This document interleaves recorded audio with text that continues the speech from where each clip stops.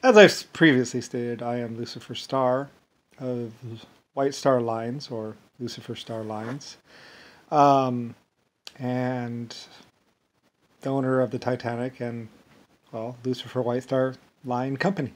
Mining, shipping, and aircraft and transport. The White Fleet, all that stuff, White House, everything. Um, anyway, bulletproof vests are not new. Bulletproof vests have been around since the 1500s, 1700s, and 1800s. And they were actually, we've done everything around 1890, somewhere around there, 1850, somewhere around there. We tried everything, basically.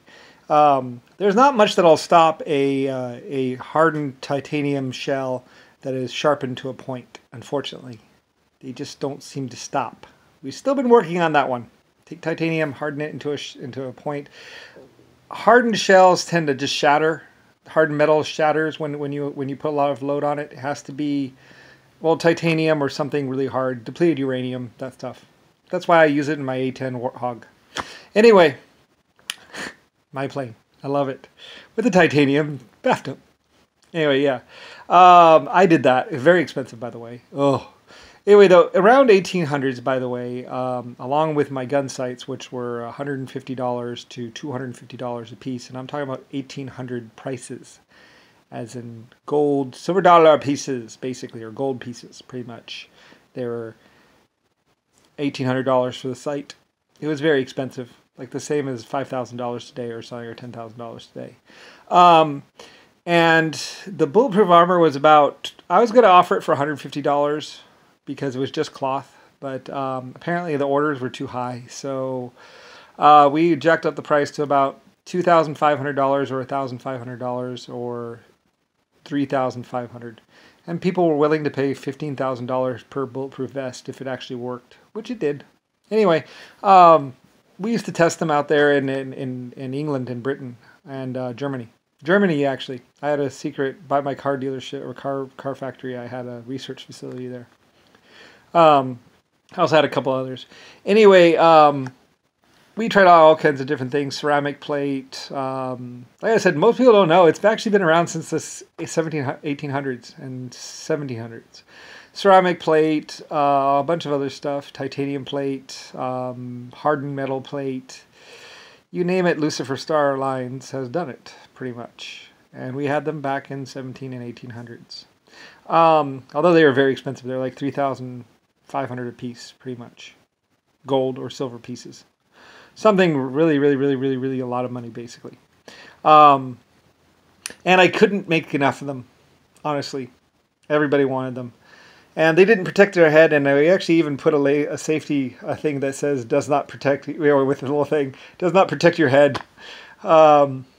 But nobody really knew that they existed exactly. At least a lot of people didn't. So most people got shot in the head, in the chest, and most people would actually aim for the head, but they'd have to shoot from too far away, so it hit them about midsection. And we also we tried to make some bulletproof pants as well, but they were always too heavy and stuff like that. It's hard to get the pants. The chest not so hard, but the pants was a little bit tougher. It's hard to get something, but yeah, 1700 and 1800 we had them, and I was selling them.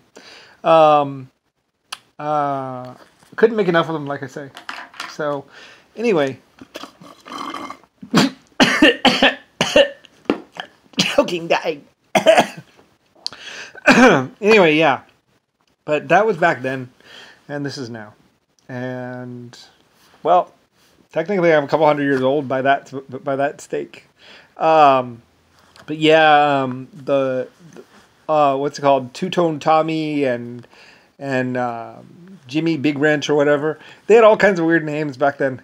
They all wore them, so they'd buy them from us. Instead of buying cars, which they had already sold, they bought vests. Anyway, they're Americans or United. Actually, they're Confederates technically. Although they were, well, now we'd call them Americans, but they're actually Confederates or the Republicans or whatever, or aristocrats, they called themselves or something back then. I forget what the name was. But pretty much some Yankee was taking care of America or United States. We hadn't invaded yet, so. Like I say, basically sometime around 1700, 1800, the United States was invaded pretty much by Germany.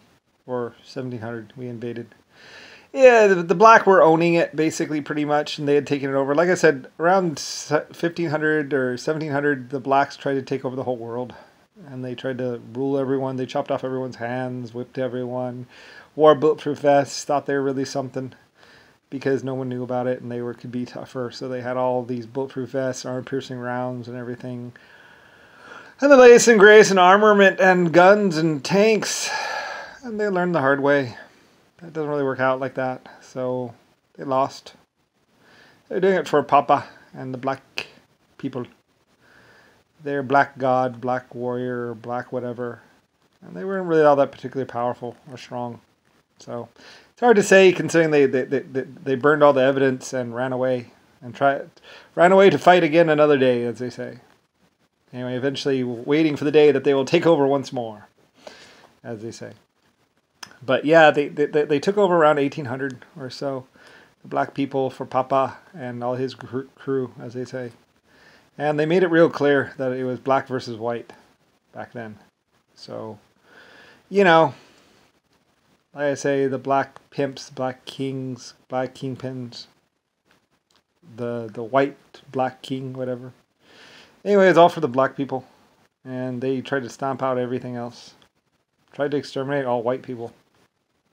Anyway, as you can see, it didn't work out. So anyway, they increased their numbers quite a bit, though. But anyway, yeah. So that happened back then, and yes, the bulletproof vests were around. They tried to keep it secret even longer, but it didn't really work out for like that. So anyway, my name's Lucifer Star. I like to say it with an Irish accent. I don't know. I was really close to Ireland. I really did love them. But then again, I'm close to Germany. And even India. My Indians, I love them very much. And my Chinese and Japanese. And my Australians. They're all pretty good. So, like I say, black people used to have a pretty advanced society and used to drive all the nice stuff and stay in all the nice houses until they tried to kill everyone. And then they died and there was nothing but children left. So, then they kept on dying. So, anyway, and there was a couple black people that were left raping women all day and night and long. Anyway, and then as soon as they were born, they would give them a gun, train them, and then send them out into the world to go get more stuff for Papa or Daddy. Anyway, I don't really know exactly the details. Ireland knew them, Britain, everyone. So it wasn't the British, it wasn't the Germans. It was Papa, it was gang. White pimps, as they say. Black people, really. Anyway, they made it clear they turned their back on everyone. Chopped off everyone's arms and legs and hands so they couldn't hold a gun. Papa said, if you can't hold a gun, you can't shoot. So, but then again, you can't work or eat or eat either. So, I mean, most people just died after their hands got chopped off. But, you know, anyway, it just sent a clear message to everyone. I hope I don't know if he meant to send the message that he did, but he made it pretty clear, you know, to the Irish and everyone else. That basically black man first, pretty much black king, black god, black. There's nothing but black or brown king, brown whatever. They had opium, did a bunch of drugs. Anyway, yeah, tried to take over my ship. They sunk my ship, the Titanic, and the Lusitania.